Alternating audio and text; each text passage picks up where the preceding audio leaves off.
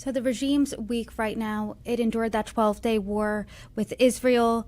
The U.S. successfully dropped some bunker-busting bombs on some of its nuclear sites over the summer. The country's in economic freefall. What is the regime thinking right now?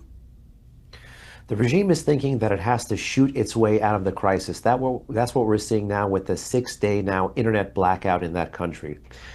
Previously, when there have been internet blackouts, like in 2019, that's when the most violent, when the most grotesque, when the hardest crackdown from the state against the street has come.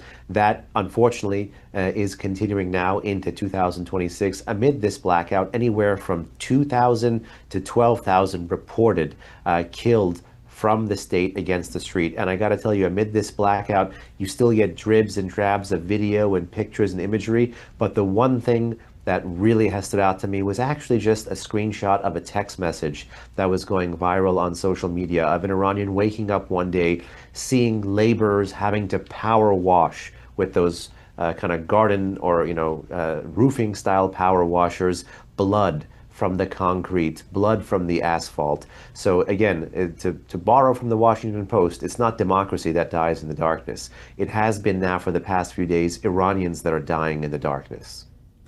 And I'm curious what Iran's proxies, Hezbollah and Hamas, what Iran's allies in the region, what are they thinking right now and where are they in this moment?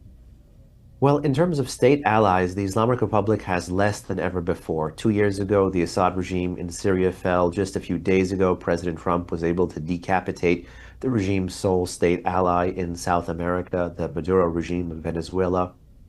And so the regime has coveted for many years America's great power rivals, be it Russia or China. But Russia is bogged down in Ukraine, and China is actually quite mercantilist in this situation. It still buys Iranian oil at a discount, but it has actually been the one quietly in the background for many years, empowering the Iranian national security state, empowering the apparatus of digital and physical repression in Iran, with Chinese entities helping with facial recognition software, many of the tech behind their surveillance and street cameras, and even most recently, the jamming, the military-grade jamming that is being done from the regime against Starlink satellites and against other attempted secure communications platforms by the Iranian population to get their message out there. A lot of this tech is Chinese.